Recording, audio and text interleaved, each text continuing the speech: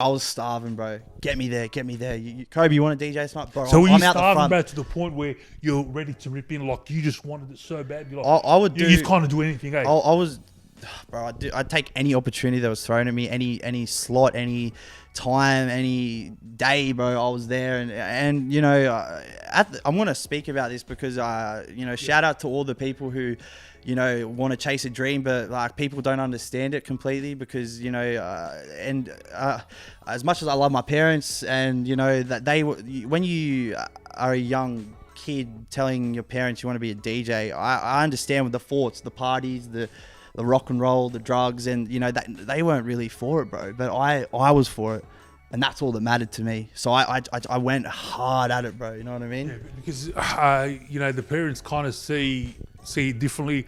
No one can understand your vision or see what you see. Bro. No one does, bro. Like they don't see where it can take you to the promised land and what your version of things. Whereas the parents, obviously, parents want what's the best for their kids. That's for the kids, and I never understood that, bro. I never understood that, and I'm sitting there and I'm like fuck you, like why? Why don't you support me? Support me. I'm not doing nothing wrong. I'm not doing nothing wrong. Support me, but and I'm like fucking, you know, as a kid, we all love our parents, bro, and I was like fuck, why don't they want me to do this? And it eventually all made sense why, and we'll get to that too. But you know, where was I at actually? I was talking about the hosties, wasn't I, before I got... I don't want to get sidetracked here. Yeah, so you were doing the club and you were taking every opportunity. So I was taking every opportunity, bro. And, you know, I done the hostie, just started off low, and, you know, the other clubs caught gist of what I was doing. And, you know, I just worked my way up, and I got to the main club, and that was the goal and vision for me. And that's where all my...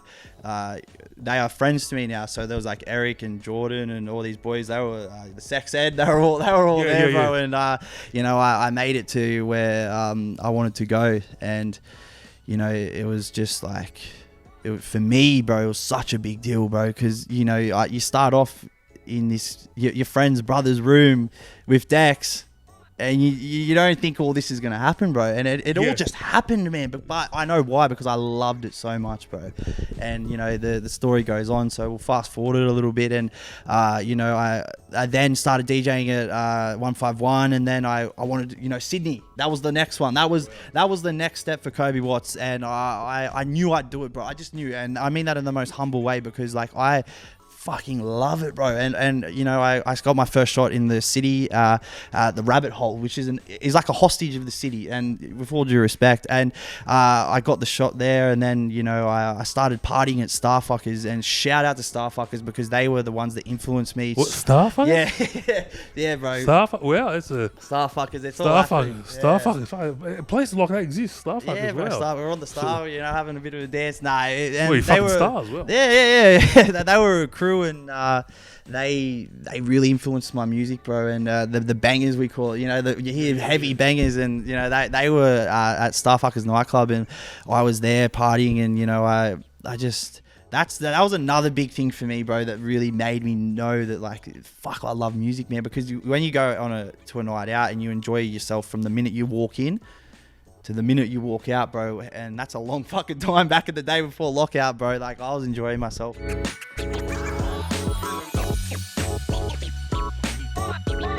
Please just subscribe, like, and share. It doesn't cost you nothing.